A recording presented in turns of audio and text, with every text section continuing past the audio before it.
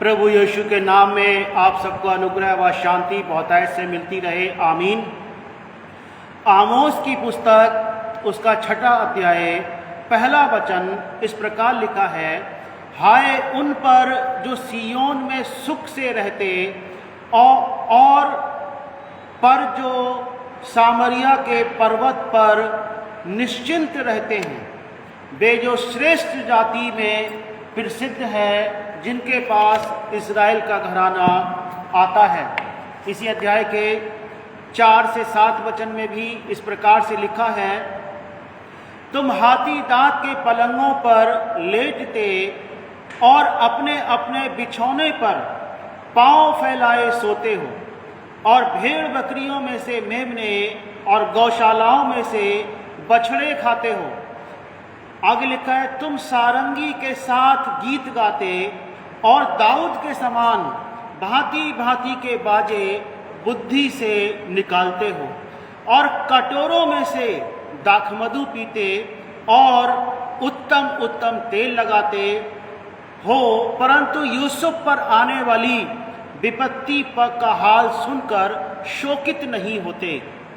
इस कारण वे बंधुआई में पहले जाएंगे, और जो पांव फैलाए सोते थे उनकी विलासता जाती रहेगी। प्रभु के वचन के पढ़े और सुने जाने पर आशीष हो, आमीन। प्यारे भाई बहन, इज़राइल के वो गोत्र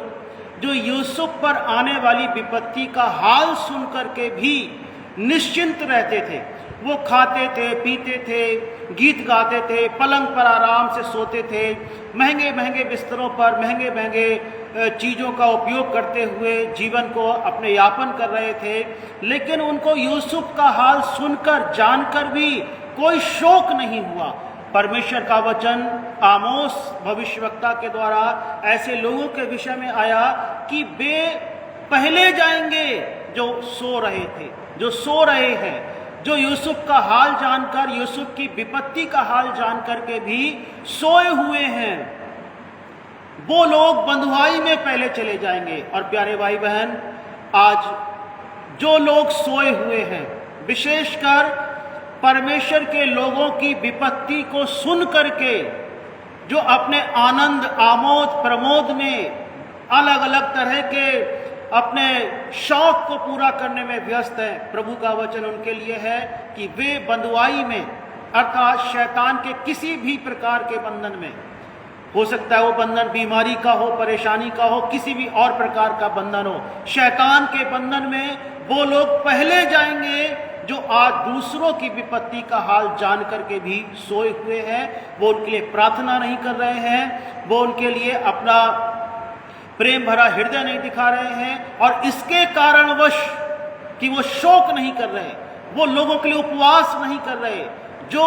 ऐसा कर रहे हैं, जो शोकित नहीं है, जो प्रार्थनाएं नहीं कर रहे हैं, दूसरों की विपत्ति का हाल जान करके भी खुश है, आनंदित है, परमेश्वर का वचन कहता है कि वो पहले उस विपत्ति में चले जाएंगे। इसीलिए प्रभु आपको सावधान करता है, हर एक भाई बहन को, मुझे भी और आपको भी। अगर हम मसीह भाइयों का, बहनों का हाल जानकर, उनकी विपत्ति का हाल जानकर के सोए हुए हैं, हमें कोई फर्क नहीं पड़ रहा है,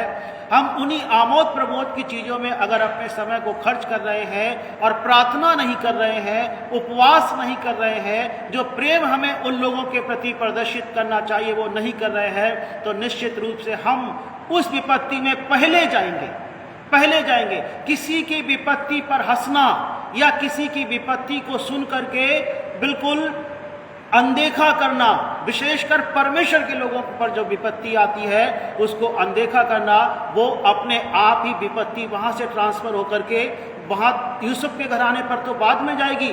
पहले इज़राइल के बाकी घरानों पर आ गई। परमेश्वर आपकी सहायता करे कि हम लोग प्रार्थना करें, एक दूसरे के लिए प्रार्थना करें, उपवास करें, शोकित हों। जो लोग बंधुआई में हैं, वो बंधुआई चाहे किसी भी प्रकार की हो, सताव का हो, बीमारियों का हो, आर्थिक परेशानियों का हो, या अलग अलग प्रकार की किसी भी और चिंताओं का हो, घर परिवार की परेशानियों का हो, किसी की बच्चों की परेशानियों का हो, कोई भी विषय क्यों ना हो, प्रभु के लोगों, प्रभु से उनके लिए प्रार्थना कीजिए जो आज विपत्ति में है, ताकि वो विपत्ति आपके ऊपर ना आ जाए। कहीं ऐसा ना हो कि जो हम विपत्ति का हाल सुनकर, प्रभु के लोगों के ऊपर आई हुई विपत्ति का हाल सुन करके अगर हम सोते रहेंगे, खाते पीते रहेंगे, बाजे बजाते रहेंगे, जैसा कि इस वचन में आमोस का छठा अध्याय का पहला वचन और 4 से लेकर 7 वचन तक अभी हमने पढ़ा है, अगर हम ऐसा करेंगे तो वो विपत्ति उन लोगों पर बाद में जाएगी, पहले हम लोगों पर आ जाएगी। प्रभु आपकी सहायता करे इस बात को समझने में। ये आमोद प्रमोद का समय नहीं है, ये प्रार्थना का समय है। यीशु ने अपने चेलों से कहा, जागते रहो और प्रार्थना करते रहो कि किसी परीक्षा में ना हो।